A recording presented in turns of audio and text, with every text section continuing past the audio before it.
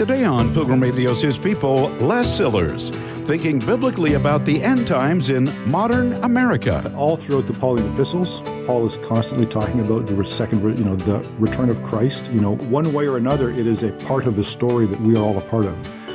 And it seemed like there was renewed interest in the last several years in a kind of a secular apocalypse. Les Sillars next.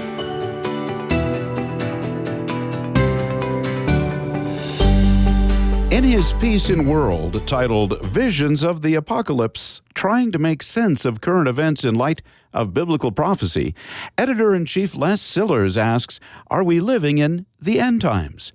A 2022 Pew Research Center survey found that about 40% of American adults think we are, a belief that fuels a massive market in prophecy-related books, podcasts, and websites. Spencer Dahlke is with Les Sillars to discuss this fascinating topic. What caught your attention about apocalyptic thinking? Well, if you live in this culture, it's hard to avoid apocalyptic thinking. The most recent thing probably is all of this talk about rogue AI, and will it mean the end of humanity? So this has been going on for a long time, but of course, talk of the apocalypse has been a part of Western culture, since the beginning, one way or another. I've always been a little bit interested in this. I actually attended Dallas Theological Seminary. I graduated from Dallas Theological Seminary, and I attend a Bible church. And so we teach on prophecy at our church, probably a little bit more than many churches. In fact, probably a fair bit more than many churches. We don't spend an inordinate amount of time on it, but we teach on it occasionally. And it seems to me that in Christian media in general and in many churches, they rarely talk much about the end times. I think in some circles, it's kind of gauche. They think of the 1970s, they think of white polyester suits and white shoes, that kind of an image. And I think that there are theological reasons as well why they really don't want to talk too much about it. And so I've noticed this, but it seems to me that it's a pretty important doctrine. There's all throughout the Pauline epistles, Paul is constantly talking about the return of Christ. One way or another, it is a part of the story that we are all a part of.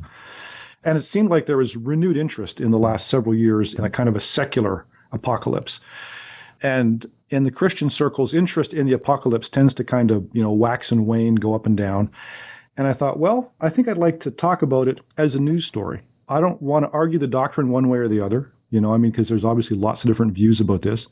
But I'm interested in just doing a piece that reminds people that this is a significant doctrine and also lets people know who don't pay much attention to these kinds of things, because there is a massive American audience for prophecy-related things and so on, like books and so on, websites, podcasts, there's all kinds of prophecy-related stuff out there. It's of a lot of interest to a lot of people. And for the readers of World News Group, I just wanted to say, hey, this is out there. This is a significant cultural force. Here are some of the different ways of thinking about it. Jonathan Cahn, you opened up your piece and he had a very interesting way of interpreting biblical end times prophecy and connecting it to today. Would you tell us a little bit about that? Absolutely. So Jonathan Cahn, when they title his books or they put articles on things, they talk about, was America predicted in the Bible kind of thing, A lot of, serious Christians look at this and they say, well, no, that's nonsense. What are you talking about?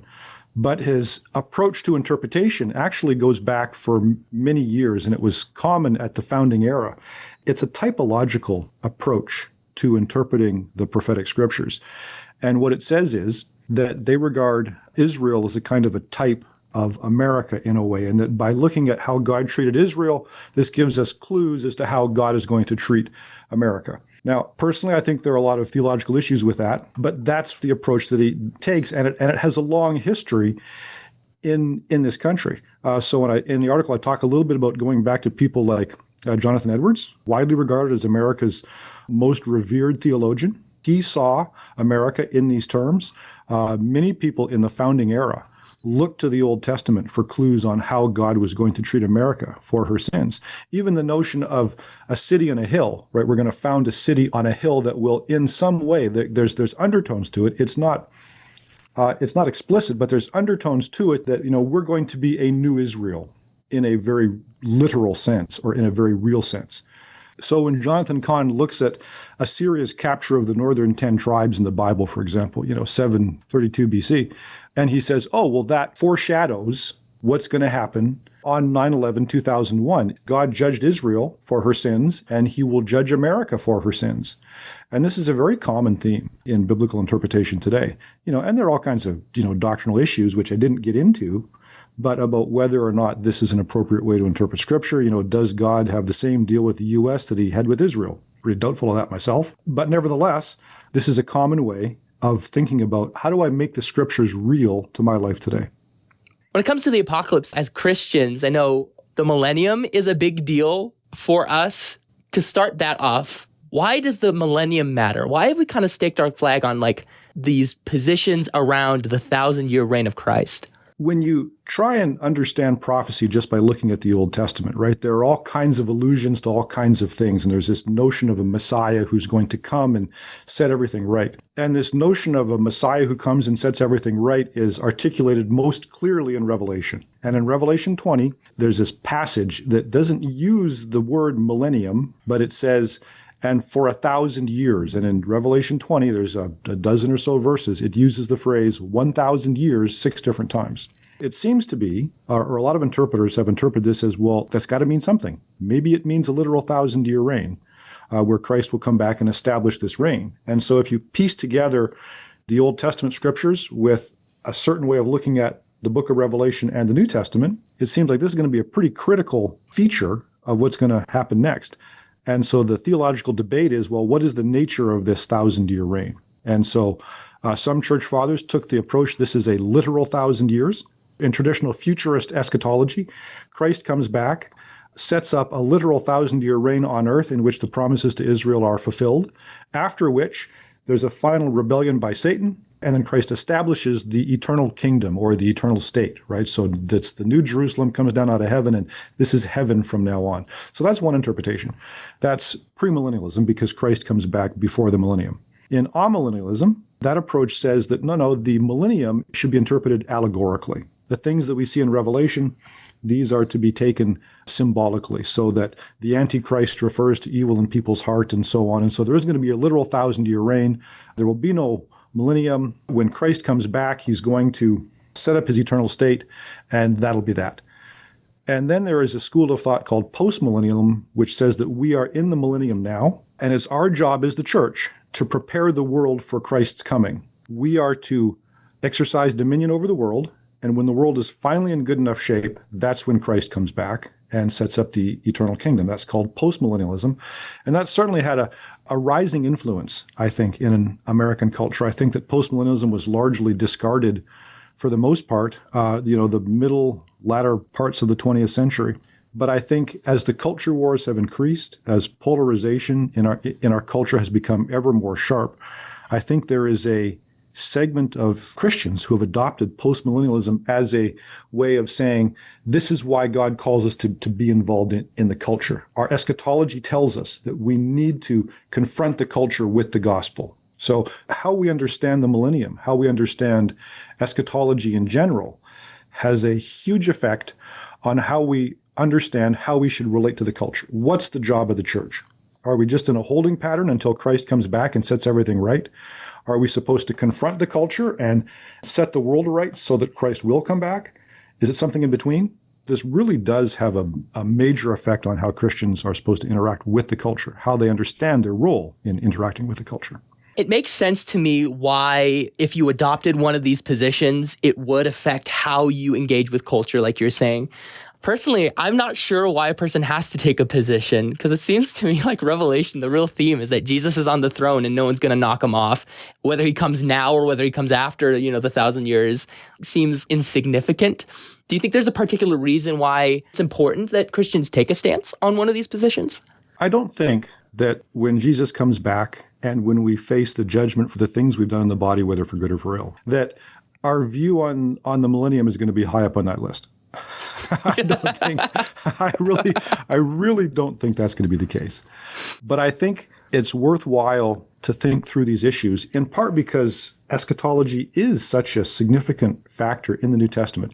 Like when the disciples come to Christ in Matthew 24 and they said, when will you return and what will be the signs of your coming? He doesn't say, it's really complicated. I really don't want you to think about that too much. When it happens, it happens. He doesn't say that. What he says is, these are the signs so that you will know that it's near. These are the signs to look for. But then he gives them 2 parables. And the first is the parable of the virgins, of the 10 virgins, right?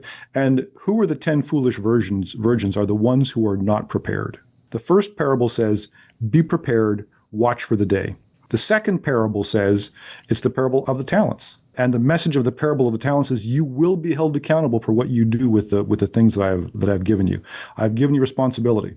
To the degree that we forget these lessons, that we are to watch for his coming and that we'll be held accountable for how we behave. That is absolutely a key teaching of Scripture.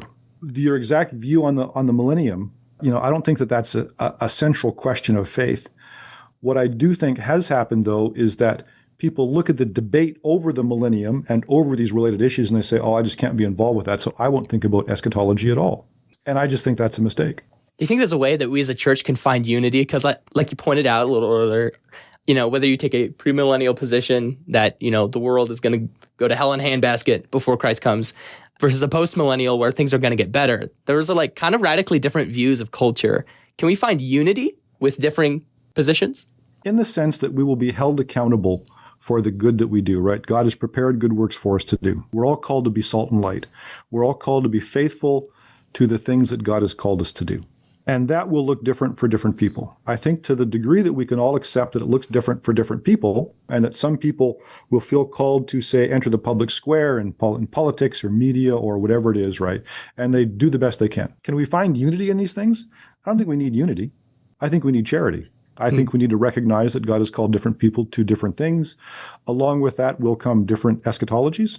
And if we can have a little humility in how we view our own theology and how we view the theology of our fellow believers in Christ and recognize that we're all on the same team, then I don't think we have to have doctrinal unity.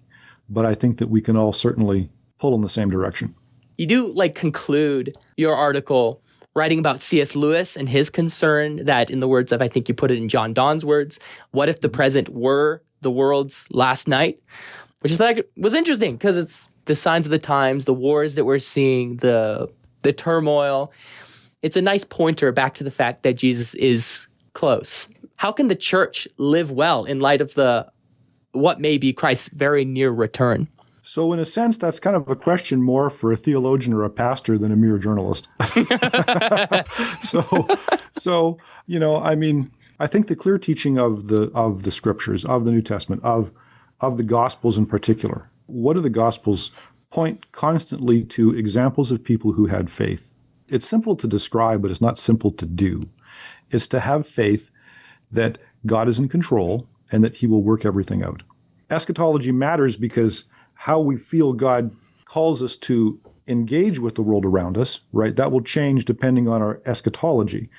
But if we go into it with faith, I think that God will reward us for our sincere efforts to please him, to do his will, to pursue the way that he's called us to do, to pursue the good works that he's called us to do. My favorite metaphor for how Christians are supposed to engage with the world is that we are exiled. We are just like Israel. We have been exiled to Babylon, and we're to seek the good of the city to which we've been exiled. And I think that whether you believe that your efforts will, in the end, result in the church ruling over the earth, which is the postmillennialist position, or whether you believe that we're just kind of holding back the tide of evil until Christ comes, we're still seeking the good of the city to which we've been exiled, so that we can share in that common purpose at least, even if we have different views on where it might lead. We never want to lose sight of the fact that as we're engaging with the world, we are trying to love God, love our neighbor, and serve our neighbors, to spread the gospel, to be the love of Christ to our neighbors, our co-workers, the people around us. Maybe there's a larger scale. You want to enter the public square at some point, but we're always just trying to serve our neighbors, serve our families, serve, edify the church. I mean, this is what we're called to do.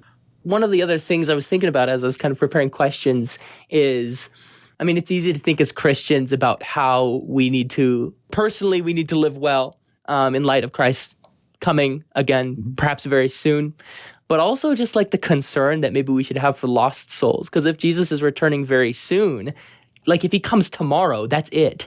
It just seems like It's another good exhortation for evangelism. Right. It is absolutely a good exhortation for evangelism. But I think one of the parables of Jesus talks about when when the master goes away and he comes back, right? And he's going to judge the people that he's left in charge, or to judge the workers. I think he expects us to come back and to find everything in order. So he's called us to lots of different things. And if God gave us a time and a date when Christ was going to come back, we could take that and say, spreading the gospel, evangelism is clearly, it's the getting the gospel out to as many people as possible, as soon as possible, for the salvation of eternal souls. But he's very explicit about this. No man knows the day or the hour. The clear implication, not just no man knows the day, it's no one knows the day or the hour, not even the Son. And so the clear implication of this is that while the prince has gone away, while the king has gone away, until he comes back, we are to manage the farm, so to speak. We are to manage the things that he has given us. And Scripture teaches that, well, what does that look like? Well, that involves, building the church, which is both evangelism and its discipleship. It involves caring for our neighbors. It involves, even though the Scripture never uses terms like seeking human flourishing, for example, but to the degree that we can help make our lives and this world a more accurate reflection of the good world that God intends for us, the more good we will be doing. We never confuse our efforts in this world with the notion that we will be able to create heaven on earth. We never confuse that. Whenever you think that you can create heaven on earth, what you end up, of course, with is hell. That's what the communists thought. We can create a socialist utopia, and what do they get? They get a totalitarian dystopia. To the degree that Christians think that they can create heaven on earth, even Christians will often go overboard in imagining how far they can exert control. And they might have good motives when they start, but this notion that we can control things in a fallen world in such a way that will lead to heaven on earth, it never ends well. We never imagine for a second that we can have an ultimate victory. What we do is we're faithful in the tasks that we've got, and there's lots to do. There's nothing to be afraid of. And there's lots to do.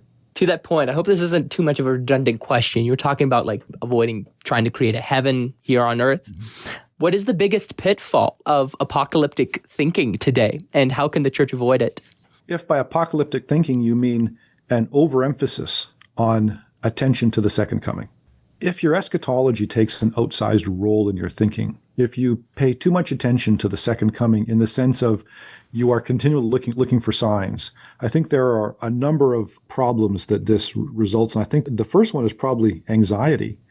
We live in an anxious culture already, right? And if we're always worried about what's the apocalypse, when's it going to happen?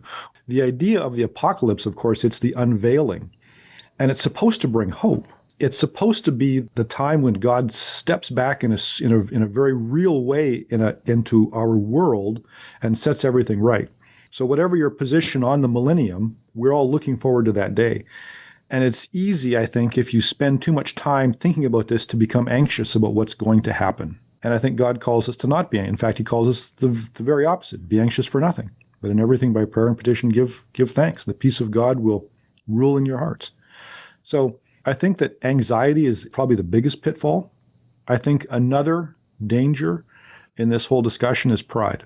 So those that are a little too confident in how much God has revealed to them, I think that there is a tendency to denigrate or downplay fellow believers and their efforts in terms of what they're doing. I might disagree with the postmillennialists in terms of their understanding of culture, of the church's relationship to culture, and I might disagree with them, about lots of different things.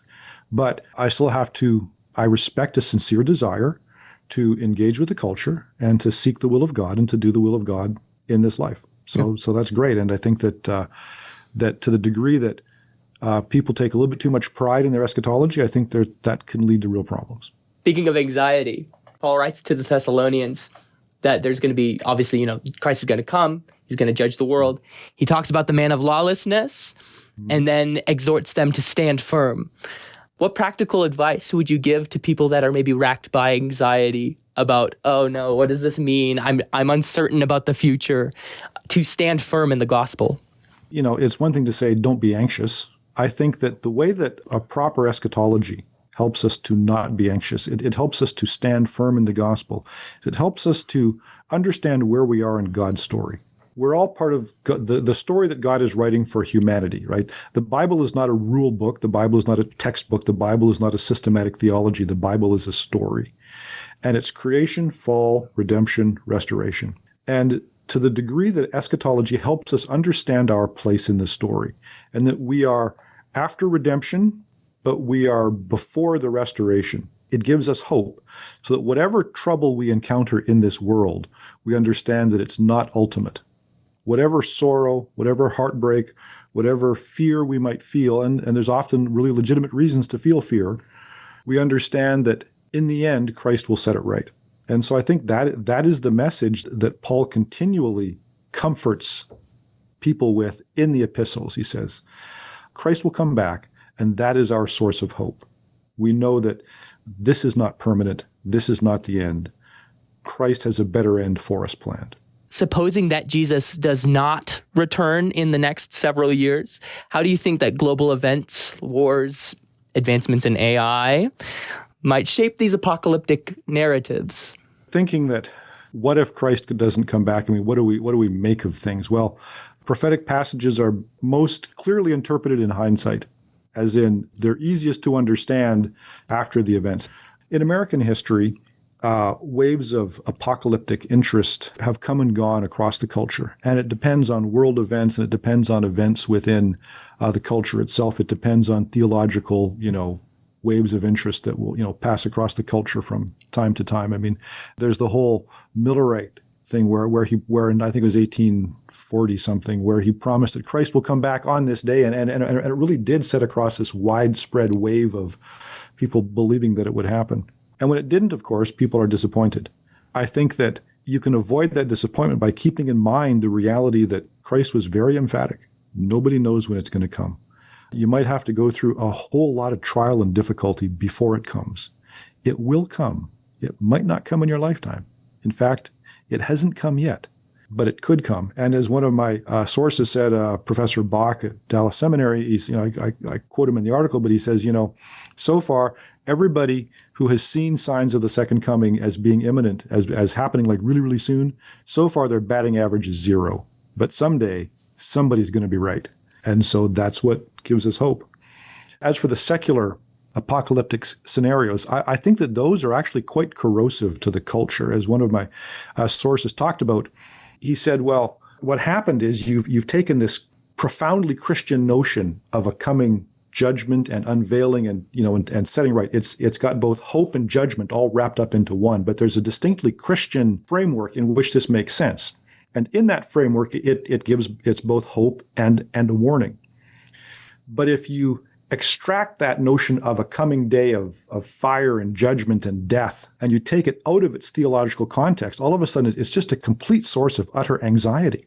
Because you're thinking, if one day, a rogue AI does take over the planet, what if there is a nuclear war or a population implosion or widespread economic collapse or war across the world? This notion of an apocalypse, a sudden, fiery or devastating and violent ending, it's taken out of its context.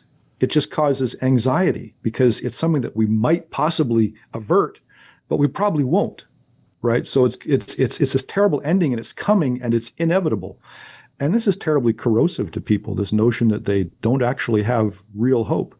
One of my sources called it a theological lab leak, right? It's the notion of apocalypse taken out of its proper Christian context and just left out there as, one day, the end is coming. What else would it do but cause anxiety? And of course it does. There's no way to avoid it. It's a natural human thing, but it's out there, and we need to recognize and not let the secular understanding of a secular apocalypse shape how we understand our Christian eschatology, our Christian apocalypse, which is both warning and hope. It can't just be about disaster and fear and darkness and fire. The Christian eschatology is profoundly hopeful, and we just need to keep that in mind. You've been listening to His People on Pilgrim Radio. Many thanks to our guest, Les Sillars, Editor-in-Chief for World. You can read his piece, Visions of the Apocalypse, Trying to Make Sense of Current Events in Light of Biblical Prophecy, by going to wng.org. Coming up on tomorrow's program, it's Bonnie Christian on Becoming the Church by Committing. to church. This is not just we happen to show up together at this certain time and place. This is not just a temporary thing. This is not just hanging out. We are doing something specific here, and we are committing to it. That commitment is going to have meaning and perhaps shape our behavior when it becomes difficult and when we don't really want to go. And that's something that usually in a more casual and informal arrangement you don't necessarily have. That's tomorrow at the same time, right here on His People. Thanks for listening.